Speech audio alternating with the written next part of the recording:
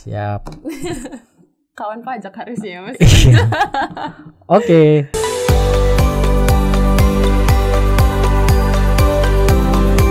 Ngerujak, ngobrol urusan pajak. Halo kawan pajak, kembali lagi di episode terbaru Natar Ngerujak. Natar ngobrol urusan pajak. Perkenalkan, saya Sanya Dewi Cantika yang akan menjadi host pada podcast kali ini. Di podcast ini, kita akan ngobrolin tentang Cortex. Cortex adalah sistem perpajakan terbaru yang nantinya tentunya akan mempermudah wajib pajak dalam menjalankan kewajiban perpajakannya. Nah, penasaran nggak sih? Apa aja sih yang akan berubah di Cortex nanti? Atau Cortex itu sebenarnya apa sih? Nah, kita akan langsung ngobrol aja ya dengan fungsional penyuluh pajak KPP Pratama Natar, Mas Irfan Sofyan. Halo. Halo Mas Irfan. Halo Kak Sanya. Apa kabar Mas? Alhamdulillah sehat. Sehat ya. ya. Kak Sanya sehat ya? Sehat dong. Dilihat-lihat kayaknya Mas Irfan lagi sibuk nih sosialisasi sana-sini ya. Oh iya, jadi iya kita ya dari tim penyuluh ini kan emang kemarin ada nota dinas dari P2 Humas untuk udah mulai memberikan sosialisasi terkait Cortex gitu, karena dalam waktu dekat sistem aplikasi terbaru dari DJP ini akan kick off gitu. Oh. Jadi kita harus sudah mulai sosialisasikan ke wajib pajak. Jadi kemarin kan kita sudah undang ya, ada 10 sesi untuk yang ronde pertama ini. Cuma nanti mungkin akan menyusul di ronde-ronde berikutnya. Okay, jadi memang sudah mulai disosialisasikan, ya, Mas, betul. ini. Oke. Mungkin wajib pajak mau tahu nih Mas, sebenarnya Cortex itu apa sih? Ya, jadi Cortex ini kalau dulu kita kenalnya dengan PS Siap ya. PS Siap itu adalah pembaruan sistem inti administrasi, dan sekarang kita bisa sebut namanya Cortex. Cuman nggak tahu ini sampai saat ini sih. Cuman kalau ke depan akan ada perubahan penyebutan namanya, kita juga belum tahu ya. Ya, yang pasti intinya aplikasi terbaru ini, sistem terbaru ini akan lebih mengintegrasikan berbagai aplikasi yang dulu di DJP itu banyak ya. Nah, sekarang disatukan. Jadi semua wajib pajak hanya butuh mengakses satu aplikasi untuk seluruh keperluannya. Nah, kalau dulu itu banyak aplikasi dan tidak terintegrasi. Nah, contohnya aja untuk PPN misalnya. Nah, PPN ini kan dia untuk buat faktur, ada aplikasi e-faktur. Iya. Untuk minta nomor faktur ada Innova gitu, untuk minta sertelnya juga. Kemudian untuk laporan PPN-nya juga berbeda juga, ada namanya web e-faktur, jadi gitu. Jadi karena jadi butuh banyak akun kan. Nah, belum lagi yang pajak penghasilannya ada Ibupot, ada juga untuk SPT-nya yang sekarang kita kenal formulir SPT, apalagi untuk orang pribadi. Ada 3 macam gitu. Nah, ini semuanya disatukan menjadi satu aplikasi yang kita sebut Cortex. Nah, gitu Kak Sanya.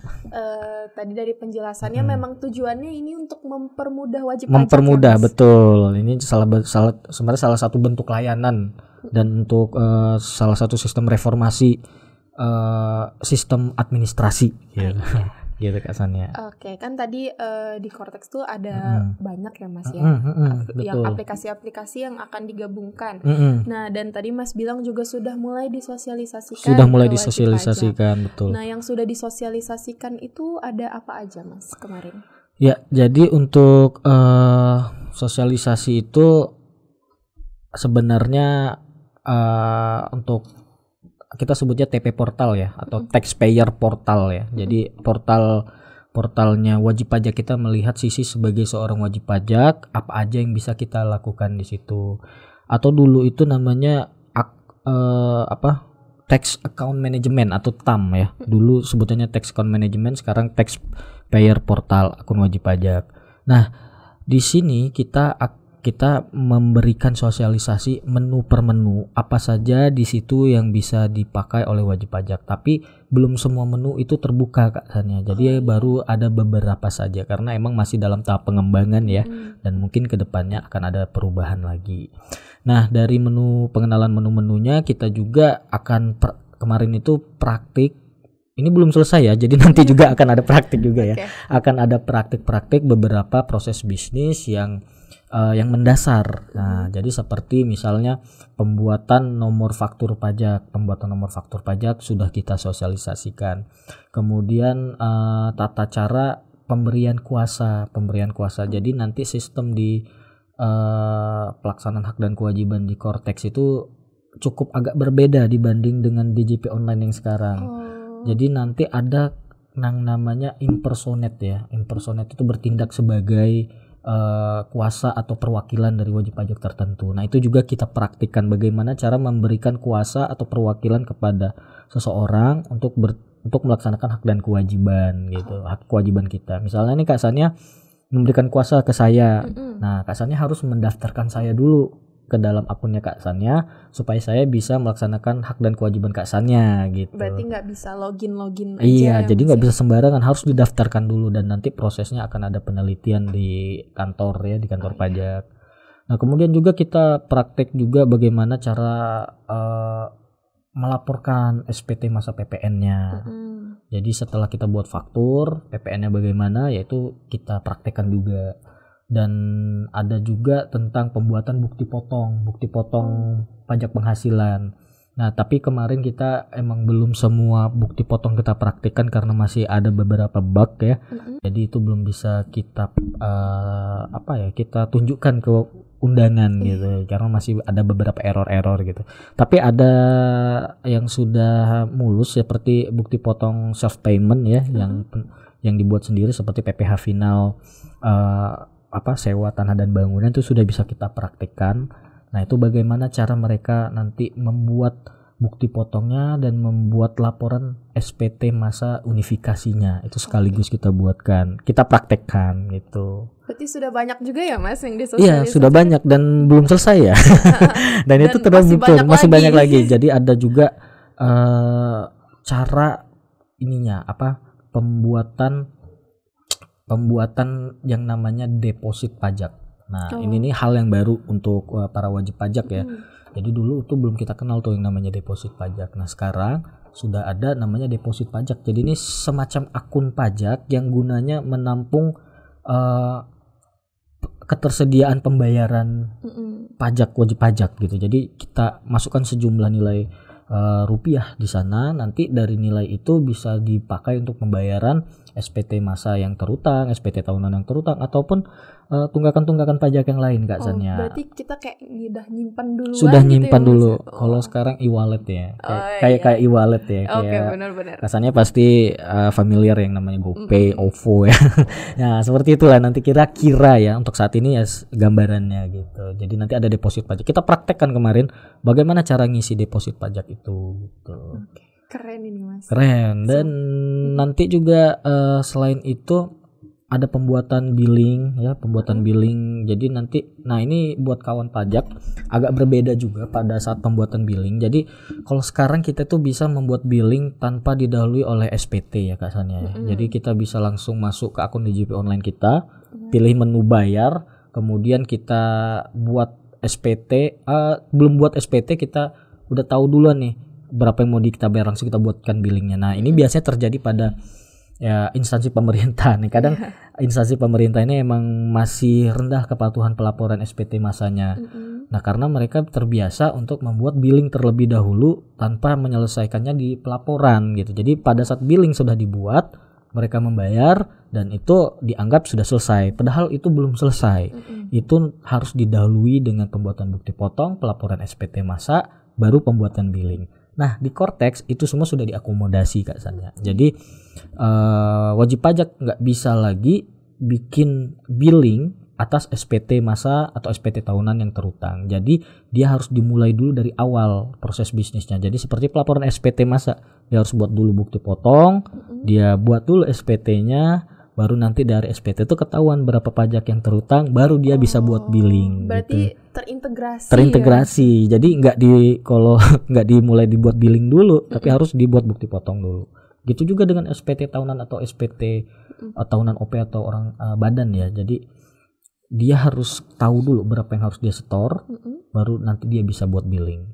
Nah, tapi kalau untuk beberapa pajak yang emang sifatnya nggak terutang di SPT seperti PPh final, itu emang masih bisa dibuat sendiri gitu. Tapi kalau yang terkait dengan SPT dia udah nggak bisa lagi. Dia harus didahului dengan pembuatan bukti potong atau SPT-nya. Jadi ini untuk memastikan kalau tidak ada kewajiban perpajakan yang terlewat ya Mas betul ya, supaya meningkatkan kepatuhannya juga Kak Sanya. Jadi karena selama ini emang belum seperti yang diharapkan, ya semoga dengan penerapan Cortex ini tingkat kepatuhan wajib pajak juga meningkat gitu. Nah kan kewajiban perpajakan itu tadi ada banyak ya Mas ya. Ini tuh mencakup apa aja sih? Ya, kewajiban perpajakan itu kan sebenarnya ya itu ya banyak ya. Nah, yang kita praktikkan yang seperti saya sampaikan tadi ya, udah dimulai dari pembuatan faktur, pelaporan SPT masa PPN, bukti potong, pelaporan SPT tahunan orang pribadi dan pelaporan SPT tahunan badan. Oh iya, tadi saya lupa menyebutkan ada juga kewajiban pembuatan bukti potong untuk pegawai A1 A2. Nah ini juga suatu perubahan harusnya ya. Jadi selama ini masih banyak wajib pajak yang membuat bukti potong A1 atau A2 itu pakai Excel gitu. Jadi dia tidak berdasarkan sistem. Nah untuk Cortex ini sendiri nanti dia pasti sudah terintegrasi. Jadi dia harus dibuat di situ. Jadi nanti A1 A2-nya yang udah dibuat itu langsung masuk ke akun si yang bersangkutan. Ke akun yang bersangkutan. Jadi nggak ada lagi nanti drama belum dibuatkan A1 atau A2 karena A1 A2 ini kan dokumen pendukung pelaporan SPT ya kesannya ya. Jadi kalau misalnya nggak ada itu sebenarnya apa yang mau dilaporkan gitu, karena rekapan penghasilan dan berapa yang dipotong semuanya kan sudah ada di sana. Jadi laporan SPT itu kan cuma 5 menit aja, cuma mindahin itu aja ya. Berarti kalau untuk di wajib pajak sendiri juga tersimpan ya Mas? Tersimpan, sudah ada di dokumennya gitu. Jadi bisa dilihat gitu. Bisa diceritain gak sih Kak untuk pembuatan faktur dan pelaporan SPT masa PPN ini bagaimana dan bedanya apa dari yang sekarang? Ya sudah aku singgung dikit ya, cuman ini mungkin lebih detail ya. Jadi untuk SPT masa PPN ini untuk teman-teman PKP ya. Kemarin kita juga mengundang teman-teman PKP untuk ikut praktik di kantor untuk membiasakan pembiasaan terkait aplikasi Cortex ini. Nah, untuk kalau dulu di sekarang ya, existing sekarang itu pembuatan faktur pajak ini melalui beberapa proses tahapan gitu Kak ya. Dari pertama dia harus ketika dia sudah PKP kan dia harus mengajukan permohonan sertifikat digital ya. Mengajukan permohonan sertifikat digital. Nah, kemudian dia harus mengakses akun Innova dia. Nah, ini kan setelah diaktifasi PKP ya dia sudah mendapatkan akun Innova. Dia download sertifikat digitalnya, kemudian dia pakai sertifikat digitalnya itu untuk mengakses web e-faktur dan di-input atau di-inject ke aplikasi e-faktur desktop. Nah, itu yang langkah pertama. Nah, setelah itu dia kan harus menginstal lagi aplikasi e-fakturnya. Aplikasi e-faktur ini yang sekarang ini sudah diupdate ke e-faktur 4 ya. Nah, dia pada saat sudah menginstal harus memasukkan sertifikat tadi.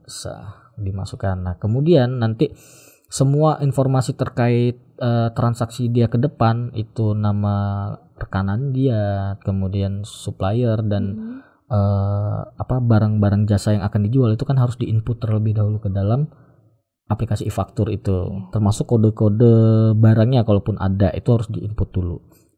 Kemudian pada saat mau laporan juga dia harus mengakses yang namanya web e-faktur tadi kan.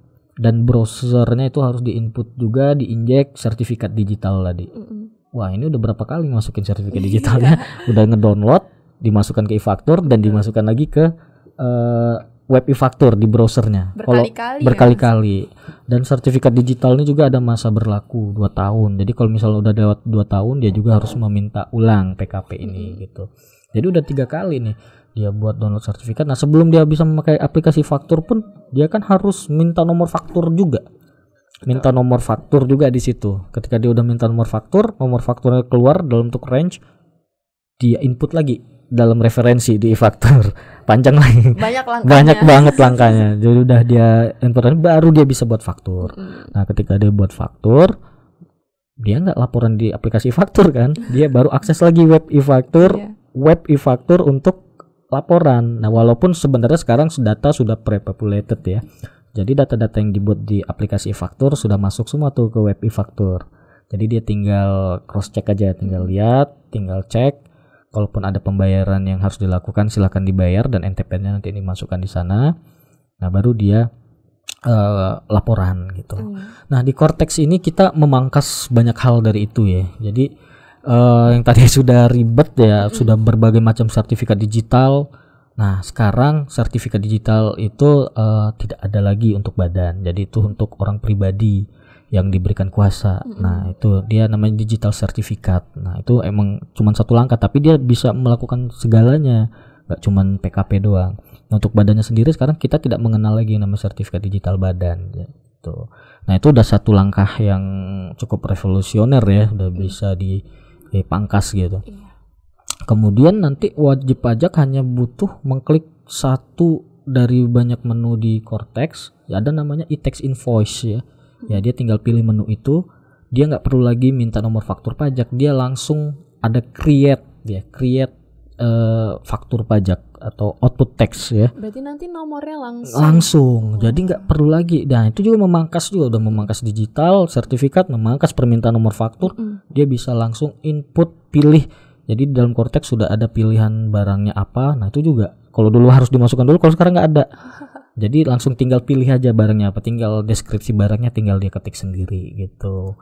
Nah ini sangat membantu sekali ya saya rasa kalau sekarang ya. Jadi begitu faktur udah dibuat, nomornya udah langsung keluar, fakturnya pun itu langsung muncul nanti di akun pembelinya.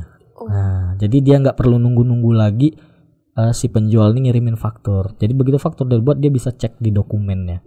Di dokumen, oh ini saya udah dibuatkan faktur oleh si ini, si A, si B. Nah dia bisa cek sendiri gitu. Jadi simple banget ya Mas. Simple banget. Wah. Nah terkait kredit pajaknya juga. Jadi kalau misalnya si penjual ini tadi beli barang ke supplier yang lain yang PKP juga, kan dia dapat faktur juga tuh Kak Zania. Fakturnya kan bisa langsung dicek juga sama dia. Jadi nggak perlu lagi nunggu-nunggu faktur pajak dari supplier. Karena sekarang ini kondisinya kadang masih banyak yang nunggu-nunggu faktur dari supplier supaya bisa diinput atau dikreditkan gitu. Jadi kalau sekarang bisa dicek langsung.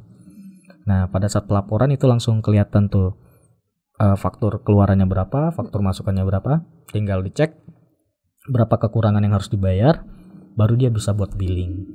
Jadi gitu. Ini semuanya juga jadinya tersimpan ya. Jadi tersimpan semua gitu. Oh iya satu lagi, dan pembuatan faktur ini nanti tidak bisa jika sudah lewat tanggal 15 ya. Ini emang sesuai dengan Perdirjen dan PMK-nya. Jadi nanti kalau sudah lewat tanggal 15 di bulan berikutnya itu fakturnya adalah faktur untuk bulan yang bersangkutan. Bukan misalnya ini untuk bulan September. Misal untuk bulan September nih faktur hanya bisa dibuat di bulan September. Nggak bisa dibuat di bulan Oktober gitu. Nah ini juga perhatian buat wajib pajak nanti ya ke depannya. Nah nanti faktur yang kita buat di bulan September nih maksimal itu di-uploadnya nanti tanggal 15. Nah lewat tanggal 15 bulan September dianggap tidak buat faktur gitu. Atau nanti dibuat fakturnya di bulan Oktober atas nama bulan Oktober kayak gitu dia nanti. Nah ini dia lebih mengikuti aturan nanti Kak Sania. Jadi kalau sekarang ini kadang masih agak lewat-lewat ya, agak masih wajib pajak tuh masih banyak yang memakai loophole-nya lah gitu. Nah, kalau sekarang ini sudah mungkin diperketat lagi ya supaya sesuai dengan ketentuan pelaksanaan hak dan kewajibannya gitu. Oke. Terus tadi untuk bukti potong tuh gimana sih, Mas? Ya, kalau untuk bukti potong sebenarnya kurang lebih hampir sama ya. Jadi nanti si pemberi penghasilan di Cortex itu ada menu namanya itu Ibu Pot ya, elektronik bukti potong. Itu nanti ada menu pilihannya, tinggal wajib pajak tinggal pilih. Itu ada menu untuk buat bukti potong PPh unifikasi dan ada yang untuk PPh pasal 21. Nah, kemarin kita emang belum praktekkan yang PPh 21 karena mungkin masih banyak variabel yang akan berubah ya. Jadi itu belum sempat kita praktekkan. Kita masih praktekkan yang bukti potong unifikasinya saja. Nah, contohnya kayak PPh pasal 22 ya, 23, PPh final 4 2 dan lain-lain. Tapi yang kita praktekkan itu hanya yang PPh final 4 ayat 2 yang self payment, karena kalau yang lain itu ya seperti PPh 23 itu pengalaman itu belum masuk ke belum sinkron ke akun yang diberi penghasilan. Jadi kan seharusnya bukti potong yang kita buat itu masuk ke akun Cortex si yang diberi penghasilan. Jadi dia bisa cek langsung gitu kalau dia dibuatkan bukti potong. Tapi kemarin waktu kita praktek itu masih error ya, masih bugnya, masih tahap pengembangan. Ya. Jadi kita buatkan bukti potong yang hanya self payment. Yang self payment itu yang emang dia bayar sendiri seperti sewa tanah dan bangunan. Nah itu kita praktekkan kemarin. Kita praktekkan dan kita selesaikan sampai gimana cara melaporkan SPT masa unifikasinya dan diakhiri dengan pembuatan billing itu tadi. Kan dulu ada proses posting ya Mas ya? Iya, dulu ada proses posting. Sekarang ini posting ini masih ya, kalau masalah posting ini kan kalau sekarang ya, sekarang ini kan masih posting ya Kak Chan ya. Iya. Jadi begitu dia buat bukti potong itu harus diposting dulu supaya masuk ke SPT masanya. Nah kalau nanti di Cortex itu pada saat dia sudah buat bukti potong, nah sebenarnya nggak memangkas satu langkah sih lah ya, langkah posting itu tadi ya. Ketika dia sudah selesai buat bukti potong, dia kan harus confirm, dia ada tombol tanda tangani ya gitu. Begitu dia confirm sign, dia langsung otomatis masuk ke SPT masanya gitu. Jadi begitu dia mau laporan SPT, apa yang udah di confirm sign sama dia itu sudah masuk di SPT-nya. Jadi dia tinggal cek confirm and pay ya kalau bahasanya di sana ya di Cortex ini, karena emang masih bahasa Inggris ya. Jadi belum ada belum secara keseluruhan diterjemahkan ke bahasa Indonesia. Jadi mungkin nanti ke depan sudah bahasa Indonesia sudah bagus ya.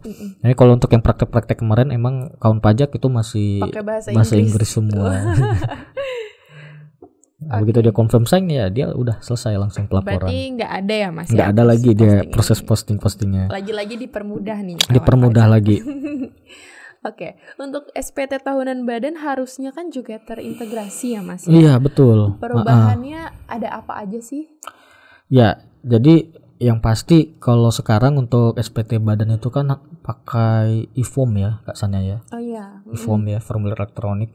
Nah cara kerjanya kan kita masuk ke DJP online, kita masuk ke menu lapor, terus kita ada menu, kita lihat ada menu e-form, kita klik download. Nah, dia adalah bentukannya nanti file PDF yang bisa kita isi. Dan di ujungnya nanti kita submit gitu kan. Nah, ini kan untuk ngebuka file PDF ini kita harus terlebih dahulu menginstal Adobe Reader DC ya. Dan Adobe Reader DC ini kadang ada update gitu. Kadang kalau misalnya nggak update kita butuh buru-buru, kita disuruh update dulu. Jadi tertunda laporannya gitu kan. Belum lagi kadang nggak semua laptop support. Iya, kadang lagi kawan pajak nggak semua laptopnya tuh ternyata nggak support gitu, nggak bisa. Jadi ini sangat menghambat sekali nih yang kayak gini. Padahal pada laporannya sendiri tuh kalau udah dokumennya udah lengkap ya paling 10-15 menit sebenarnya selesai, harusnya cepet gitu. Cuman jadi tertunda gara-gara harus update dulu, harus ganti laptop dulu gitu kan, harus install dulu gitu. Apalagi kalau laptopnya pas diinstal memori penuh gitu kan, gagal install.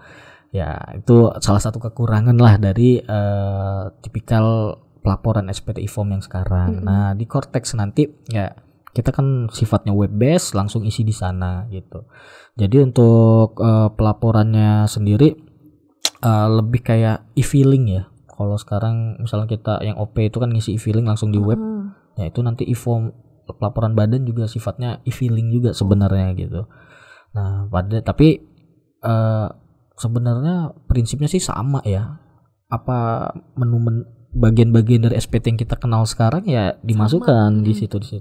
Cuman kemarin memang praktiknya kita agak kesulitan wajib pajak ini menerjemahkan bahasanya itu ya. Karena tadi masih bahasa Inggris. Tidak semua wajib pajak ya. Dia sudah mengenal, apalagi yang emang dia baru pertama kali atau bahkan bukan lulusan akuntansi gitu. Jadi dia kurang familiar dengan istilah seperti gross turnover dan lain sebagainya, atau COGS pun ya, cost of goods sold ya, itu kan HPP, atau kalau di bahasa wajib pajak itu modal gitu ya.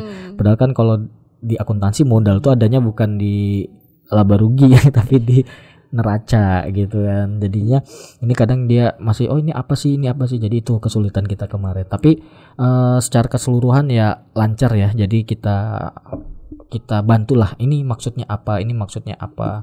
Bahkan ada kemarin pertanyaan dari wajib pajak itu, ada Jadi di pada saat pelaporan SPT Ban itu ada istilah any income from GR23 gitu kan. Nah, aku aja nggak ngerti itu. Nggak ngerti. Nah, ternyata tahu nggak GR23 itu apa sebenarnya?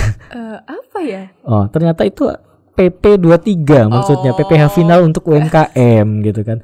GR itu ternyata government rule, peraturan pemerintah. Benar Iya. sih. Dapat. Iya, tapi di sini GR23 itu kan nggak familiar ya sama wajib pajak yang sekarang gitu. Cuman mungkin nanti udah familiar Iya, gitu. aku juga nggak familiar. Belum familiar ya. Kasarnya harus ikut lagi nih edukasi Cortex ya.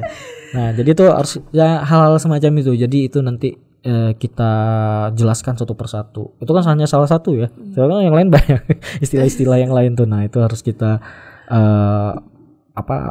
jelaskan ke wajib pajak dan juga penegasan terkait pengkreditan pajak karena ini penting juga. Jadi selama ini wajib pajak yang emang dia punya kredit pajak dipotong oleh pihak lain, tonton PP23 dipotong.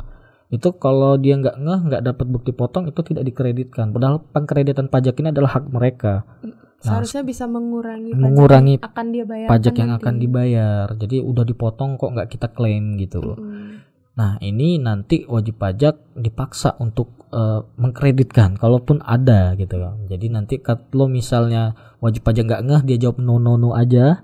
Kan nanti ada pertanyaan apakah ada punya kredit pajak PP23. Kalau dia nggak ngeh, dia jawab no, itu dia akan ada notifikasi. Oh, Anda memiliki bukti potong PP23. Nah, silakan cek. Nah, itu nanti baru kita bisa cek dan akan kelihatan langsung dan mau nggak mau harus kita kreditkan gitu. Berarti selain tadi kewajiban yang diperketat, Mas, iya. Ini untuk hak wajib pajak juga haknya juga kita pertegas lagi kalau dia punya hak gitu di situ. Jadi nggak jadi yang nggak hilang gitu aja gitu. Kan sayang banget. Nah, kalaupun nanti lebih bayar ya pasti akan dikembalikan. Kalau kurang bayar ya diminta untuk menambah kembali kekurangannya gitu. Asal dia mengkreditkan dan emang benar-benar dibuat. Harusnya kalau sudah masuk di Cortex oleh lawan transaksi itu sudah dibuat gitu ya. Nah, untuk kewajiban wajib pajak orang pribadi nih, Mas. Untuk pemberi kerja penerbitan A1 atau A2 apakah masih sama seperti saat ini? Iya. Sebenarnya ya prinsip ini udah orang pribadi ya Kak Sania ya. Iya. Ya sebenarnya prinsipnya sama ya, cuman paling nanti ada perubahan menu-menu aja saat pembuatan gitu. Jadi tapi dibuat lebih sederhana lah gimana caranya supaya lebih gampang dipahami oleh para wajib pajak gitu ya. Nah, kalaupun banyak nanti ada metode upload juga, tapi nanti metode upload melalui HTML ya, XML ya. Nah, dia bisa diupload juga, jadi nggak hanya satu persatu. Kadang kan satu perusahaan dia punya banyak karyawan, jadi dia juga akan ada metode upload. Cuman kemarin di praktik kita belum praktekkan bagaimana mengupload bukti potong secara massal karena emang masih keterbatasan ya. Jadi kita masih satu persatu. Cuman nanti ke depan akan ada, jadi nggak usah khawatir gitu kalau misalnya karyawannya banyak. Ya sebenarnya apa yang diisi ya prinsipnya sama gitu. Jadi nggak ada perubahan yang signifikan karena emang peraturannya emang belum berubah ya. Misalnya kayak pengurang penghasilan neto apa aja misalnya gitu. Paling nanti kolom-kolomnya dipertegas saja. Misalnya kalau sekarang kita ada lihat namanya biaya jabatan, iuran yang dibayar pegawai ataupun zakat, itu kadang nggak ngeh. Nah kalau di Cortex nanti itu dipertegas juga bahwa dia bisa mengurangi pengurangan penghasilan neto ini tadi gitu. Jadi kalaupun ada ya harus segera di-upload gitu. Jadi di pertanyaannya itu ada dia apakah Anda memiliki pengurangan misalnya zakat tadi. Nah, zakatnya apa? Nanti diminta untuk mengupload file bukti pembayaran zakatnya gitu. Dan kalau misalnya dia ngeklik ada pengurangan zakat tapi dia nggak ngupload, dia nggak bisa dilanjutkan. Nah, kalau sekarang kan dia ngeklaim zakat tapi nggak ngupload juga bisa gitu. Jadi karena itulah sebenarnya untuk zakat sendiri itu ada aturan yang mengatur ya Mas ya, yang bisa untuk menjadi pengurang itu zakat yang seperti apa. Nah itu juga zakatnya nggak sembarangan ya, itu zakat kepada badan yang telah diresmikan oleh pemerintah. Nah ada PMK-nya tapi saya nggak hafal ya karena itu banyak ya, ada ratusan badan yang bisa menerima zakat dan bisa diklaim. Tapi yang pasti kalau misalnya Basnas atau Lasdai itu udah pasti bisa diklaim ya kalau misalnya ada pembayaran zakat ke sana gitu. Lalu untuk pelaporan SPT tahunan orang pribadinya bagaimana, Mas? Nah, ini juga agak ada perubahan yang lumayan signifikan nih Kak Sanya kalau di sini. Iya. Kalau dulu bukan dulu, sekarang ya, masih sekarang. Masih sekarang. Sekarang ini Kak Sanya ingat apa aja kan ada formulirnya ya, 1770 S, SS yang biasa ya. Yang 1770. Ada 3 ya. Dan ini kayaknya nggak ada ketegasan kalau misalnya saya seharusnya pakai 1770 terus saya pakai S atau SS ya bisa-bisa aja. Iya. Gitu kan. Atau Kak Sanya harusnya pakai SS tapi salah klik dia pakai yang S atau yang 1770 biasa, itu juga bisa gitu kan. Nah, nanti di Cortex ini tidak ada lagi macam-macam formulir SPTOP gitu. Jadi hanya satu aja gitu. Nanti satu aja. Jadi lewat e-filing itu dia nggak ada lagi membeda-bedakan 1770S, SS atau 1770. Jadi untuk karyawan dan WP usaha iya sama dia di e-filing itu. Tapi paling nanti yang membedakan adalah ketika saat kita menjawab pertanyaannya aja. Ya misalnya nanti ditanya apakah Anda hanya memiliki satu sumber penghasilan dari pemberi kerja. Kalau dijawab iya, ya tentu nggak ada pertanyaan-pertanyaan lain yang muncul dan nggak ada lampiran yang perlu kita isi. Nah, tapi kalau misalnya Kak Sanya misalnya ada pertanyaan apakah Anda memiliki penghasilan lain selain dari pemberi kerja, Kak Sanya jawab iya.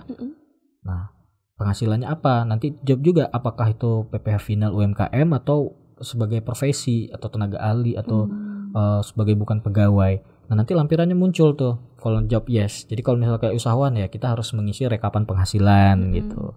Nah, kalau misalnya kita harus wajib buat laporan keuangan, nanti akan muncul juga lampiran untuk mengisi laporan keuangan. Nah, begitu juga untuk profesi, kalau misalnya ada natura ya, berapa persen naturanya itu wajib kita isi juga, berapa naturanya gitu. Itu tergantung pertanyaan. Tapi kalau kita jawab no semua ya pasti nanti lebih simpel ya isiannya gitu. Tapi berarti ini lebih real sesuai dengan keadaan kita sekarang ya, Mas ya. Dan dokumen-dokumennya pun nanti akan real time juga ya. Kalau misalnya kayak bukti potong A1 A2 yang dibuatkan oleh pemberi kerja itu akan muncul di akun dia sendiri, dan pada saat dia laporan itu akan kelihatan juga berapa yang udah dipotong oleh pemberi kerja.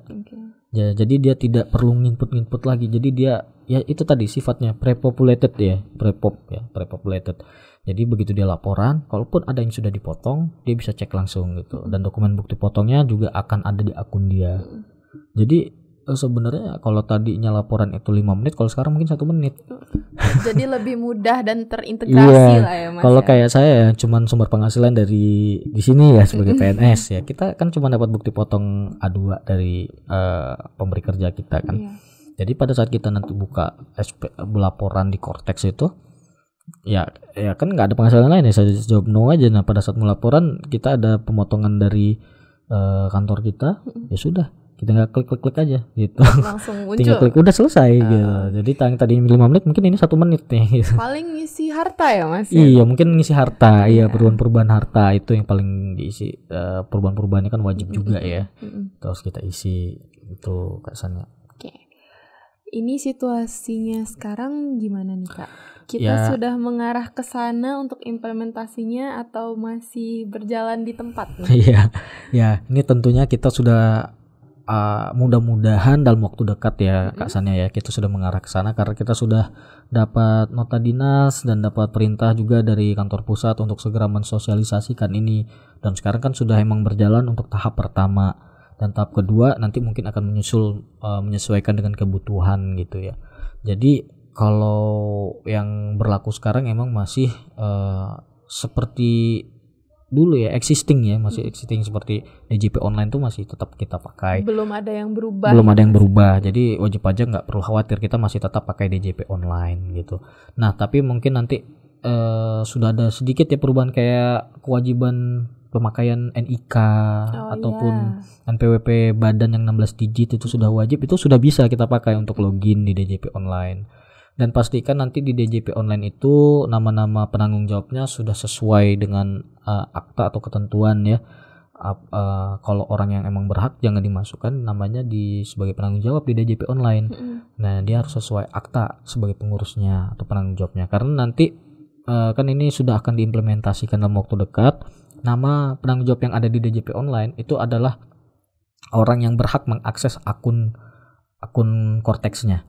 Jadi kalau WP badan takutnya nanti entah nama siapa atau takutnya nama titipan di akta, orangnya sebenarnya nggak pernah ketemu tapi namanya dimasukkan di situ di DJP online namanya ada. Nah, nanti kawan pajak kesusahan ketika saat memakai Cortex. Kita harus mencari orang itu gitu untuk kita sahkan sebagai PIC-nya. Nah, makanya nanti pastikan nama yang ada di DJP online adalah nama orang yang benar-benar bertanggung jawab atas kewajiban perpajakannya gitu. Kalau seandainya berbeda bisa langsung diajukan permohonan perubahan data dulu ya? Bisa mengajukan permohonan perubahan data juga bisa ya. Atau sekalian dirubah di akta perubahan notarisnya gitu. Kalau emang dia nggak ada sangkut pautnya janganlah kita masukkan nama dia di dalam akta perusahaan kita gitu. Nah ya itu tadi ya itu masih bisa ya. Untuk ke depan ya wajib pajak nanti khususnya yang di kantor pajak Natar ya silakan ditunggu aja, nanti ada undangan-undangan mungkin dari kantor pajak Natar, entah itu melalui WhatsApp resmi atau undangan surat untuk datang ke KPP Pratama Natar untuk kita praktik bersama untuk aplikasi Cortex ini. Karena emang sekarang lagi tahap pembiasaan Kak. Dan ya, kita juga kan pegawai juga emang lagi tahap pembiasaan juga, belum sama-sama ya. Iya, masih sama-sama belajar gitu kawan pajak. Oke. Jadi untuk sosialisasinya sendiri sudah secara bertahap dilakukan kepada wajib pajak. Sudah dilakukan secara bertahap, iya. Sambil menunggu ini tahap pengembangannya juga masih ada beberapa tadi yang belum ini ya Mas. Iya, yang belum bisa kita praktekkan pada saat sosialisasi ya, mudah-mudahan nanti di tahap-tahap selanjutnya itu udah bisa kita praktekkan. Sudah bisa dibuka gitu Kak Sania. Baik kawan pajak, sekian ya Mas ya mungkin ya untuk bincang-bincang podcast kita kali ini mengenai Cortex. Jadi makasih banyak ya Mas Irfan. Sama-sama Kak Sania. Atas informasi terbaru dan terupdate tentang Cortex ini. Dan tentunya kita berharap Cortex ini akan segera di-launching agar wajib pajak dapat segera nih mendapatkan sistem yang lebih mudah dari Direktorat Jenderal Pajak. Oke. Baiklah kawan pajak, sekian bincang-bincang kita mengenai update terbaru dari Cortex yang tadi disampaikan oleh Bang Irfan. Semoga yang kami sampaikan ini dapat bermanfaat bagi wajib pajak semuanya. Untuk wajib pajak, jangan lupa subscribe YouTube channel KPP Pratama Natar dan juga jangan lupa follow Instagram KPP Pratama Natar @pajaknatar. Oke. Natar ngerujak. Udah ngerujak belum hari ini? Dadah. Sampai bertemu di episode berikutnya ya wajib pajak.